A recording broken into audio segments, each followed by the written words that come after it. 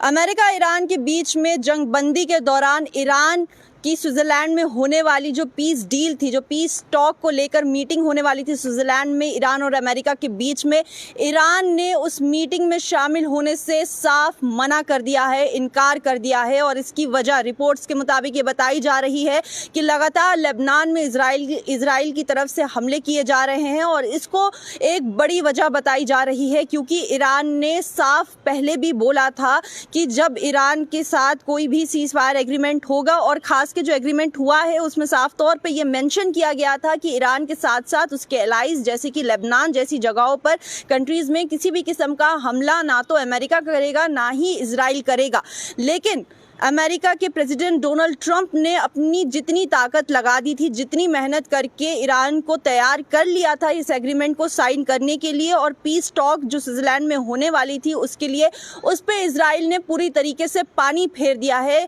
हम कह सकते हैं कि डोनाल्ड ट्रंप की मेहनत पे इजराइल ने पूरी तरीके से पानी फेंक दिया है। अपनी जंगी जहाज़ों से सिर्फ लेबनान में ही नहीं नुकसान पहुँचाया है, डोनाल्ड ट्रंप की हुई मेहनत के ऊपर भी उन्होंने बहुत ज़्यादा नुकसान पहुँचा दिया है। क्योंकि अगर हम बात करें तो वेस्ट एशिया में जो टेंशन चल रही थी उसका सबको बहुत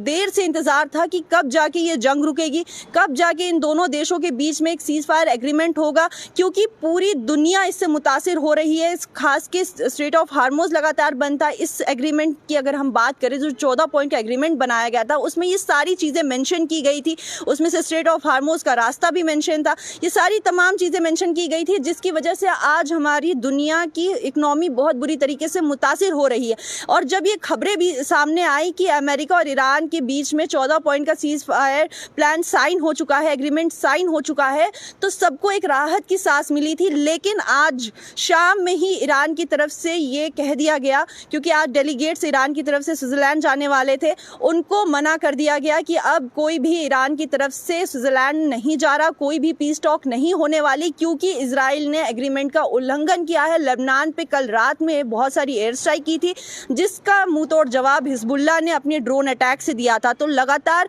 इजराइल और लेबनान के बीच में हमले जारी हैं, दोनों तरफ से दोनों जगहों की जान माल का नुकसान लगातार हो रहा है। सिर्फ ईरान ने ही नहीं, जेडी वैंस को भी अपनी फ्लाइट कैंसिल करनी पड़ी, अपना ये सफ़र कैंसिल करना पड़ा। और यहाँ पे ये देखा जा रहा है कि जो मेहनत डोनाल्ड ट्रंप ने इतनी महीनों से कर रहे थे, जो मुशक्कत कर रहे थे, और इतनी महीनों से पाकिस्तान भी बीच में एज अ ब्रिज काम कर रहा था, लगातार ईरान को मनाने की कोशिश कर रहा था, और तब जाके आज मुश्तबा खामनेई का भी कल बयान आया था कि वो इस पीस डील को किसी और नज़रिए से देख रहे थे। लेकिन उसके बाद भी उनने अपने प्रेसिडेंट मसूद पेज़ेश्कियान के ऊपर भरोसा करते हुए, उनकी बात मानते हुए इस चीज़ पर रजामंदी दे दी थी कि खैर जो भी डील है उसको हम साइन करते हैं, लेकिन अमेरिका ये बात को ध्यान में रखे कि किसी भी किस्म का कोई भी उल्लंघन नहीं हो, खास के हमारी एलाइज कंट्रीज़ के साथ जैसे कि लेबनान के साथ। यहाँ पे पीस डील के ऊपर साइन होता है, और जो पीस डील के ऊपर बातचीत होने वाली थी स्विट्ज़रलैंड में, ये कोई आम डेलीगेशन की मीटिंग नहीं थी, ये बहुत ज़्यादा इंपॉर्टेंट थी, क्योंकि इसके अंदर सबसे पहले बातचीत होने वाली थी ईरान के अंदर रखे हुए न्यूक्लियर के ऊपर, जो उनके पास इनरिच्ड यूरेनियम था। क्योंकि ईरान बिल्कुल भी मानने को तैयार नहीं था, लेकिन फिर भी वो इस बात पर राज़ी हो गया कि वो अपने इनरिच्ड यूरेनियम को डाइल्यूट करके, उसकी जो क्षमता है उसको कम करके अपने पास रखेगा। उसके ऊपर बातचीत होने वाली थी। जो उनको फंड मिलने वाला है, जो कि अमेरिका ने इतने टाइम से फ्रोजन फंड ईरान का अपने पास रखा था, एसेट्स रखे थे, वो अमेरिका रिलीज करने वाला था, उसके ऊपर बातचीत होने वाली थी। स्ट्रेट ऑफ हार्मोज के रास्ते के ऊपर बातचीत होने वाली थी, और ऐसे बहुत सारे कई मसले थे जिनके ऊपर बातचीत होने वाली थी स्विट्ज़रलैंड के अंदर, जिसमें अमेरिका के डेलीगेट शामिल होने वाले थे, ईरान की तरफ से डेलीगेट शामिल होने वाले थे। और ये सिर्फ अमेरिका ईरान के बीच का ही मसला नहीं था, पूरी दुनिया को इसका कह सकते हैं हमें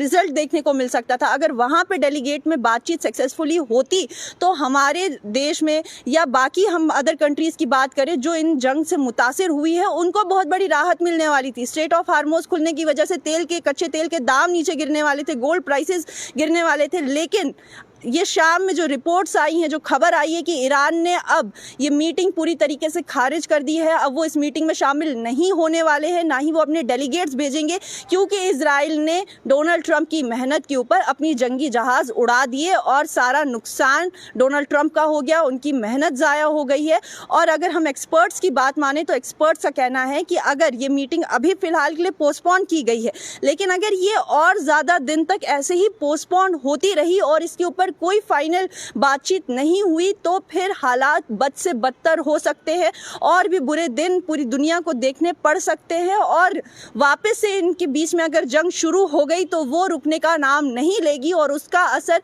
मिडल ईस्ट में चल ही रहा है, लेकिन बाकी देशों को बहुत बुरा उसका जो परिणाम है वो भुगतना पड़ेगा। जो रिजल्ट्स है, जो जंग होगी या जो भी हालात आगे बनने वाले हैं, जो महंगाई बढ़ने वाली है, तो हर देश उससे मुतासिर होगा। और हम अपने देश में देख रहे हैं कि ईरान अमेरिका के बीच में जो हालात चले उसका कितना बुरा असर हमारी इकोनॉमी पर, हमारी रोज़ की ज़िंदगी पर पड़ा है।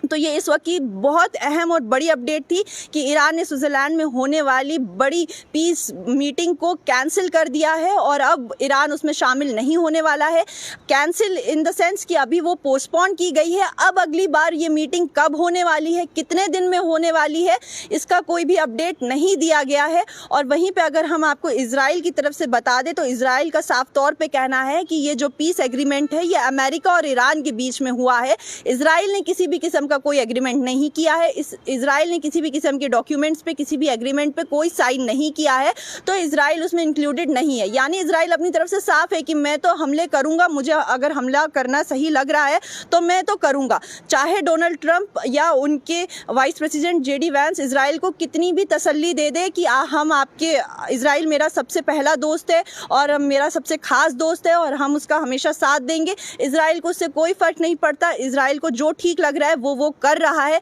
और इसका जो सबसे बुरा असर है वो अमेरिका के प्रेसिडेंट डोनाल्ड ट्रंप पे पड़ेगा, अमेरिका के ऊपर पड़ेगा, क्योंकि डोनाल्ड ट्रंप बहुत ज़्यादा मेहनत कर रहे थे इस डील के लिए और वो बहुत ज़्यादा इस डील को लेकर क्यूरियस थे कि जल्द से जल्द ये डील हो और ये जंग किसी तरीके से ख़त्म हो, क्योंकि अमेरिका में भी अब आने वाले वक्त में इलेक्शन होने वाले नवंबर के अंदर, तो डोनाल्ड ट्रंप को अपनी कुर्सी भी बचानी है। अपनी जो बाकी कंट्रीज़ हैं जैसे मिडल ईस्ट में सऊदी अरब हो गया, ये जितनी भी